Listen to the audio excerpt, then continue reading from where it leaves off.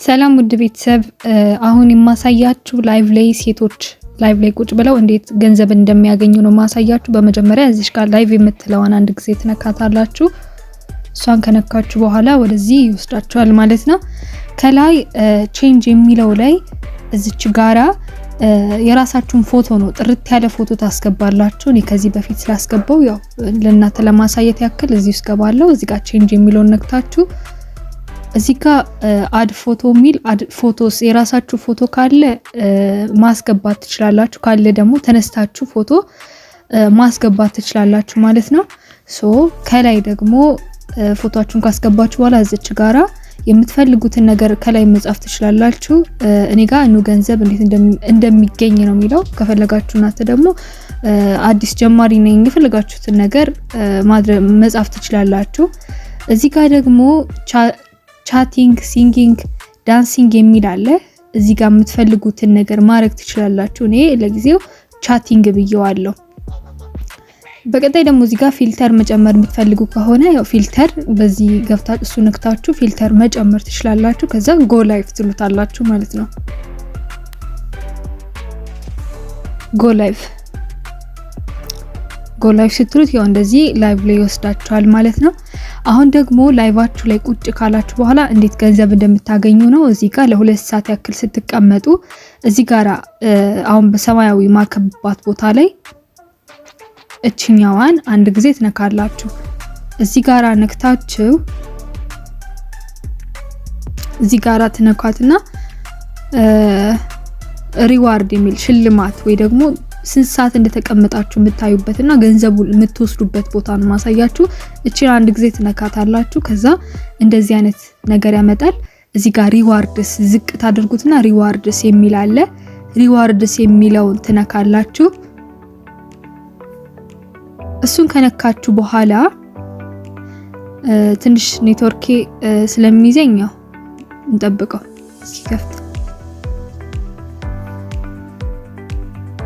እንደዚህ አይነት ፔጅ ያመጣላችኋል ማለት ነው።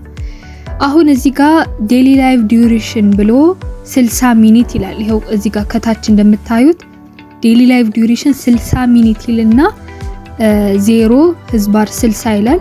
ከዛ ከስር ደግሞ 3000 ይላል። እናንተ ጋራ አዲስ ስትሆኑ 5000 ብሎ ነው የሚያመጣላችሁ።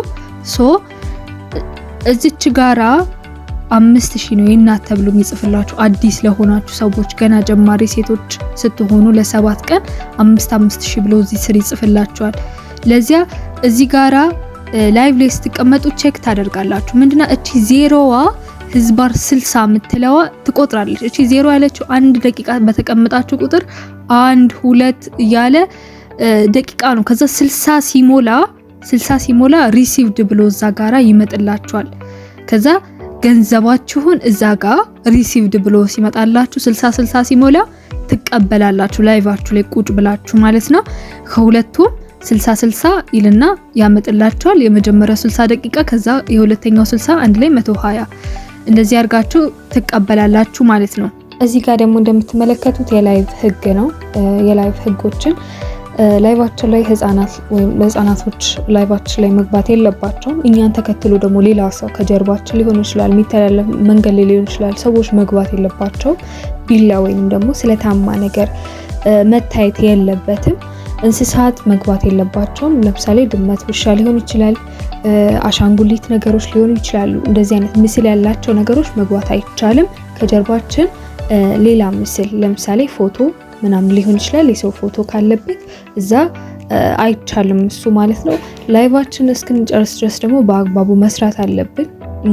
ላይቫችንን ጥሎ መሄድ የለብንም። ለምሳሌ ከፍተነው ጥለን መሄድ የለብንም። ዘግተን ነው መሄድ ያለብን እንጂ ክፍት ጥለነው መሄድ የለብንም። ላይቫችን እስክንጨርስ ድረስ ደግሞ በአግባቡ ከላይ እንደጠቀስኩት ይሄን ከላይ ህፃናት ከሚለው ጀምሮ ሙሉ ነገሩን በስነ ስርዓት ጠብቀን መስራት አለብን። 2 ሰዓታችንን ከሰረን በኋላ ላይቫችንን በአግባቡ ስንጨርስ ሪሲቭድ ማለት አለብን፣ ገንዘቡን መቀበል አለብን ማለት ነው። እንግዲህ መልካም የስራ ጊዜ ሆነላችሁ።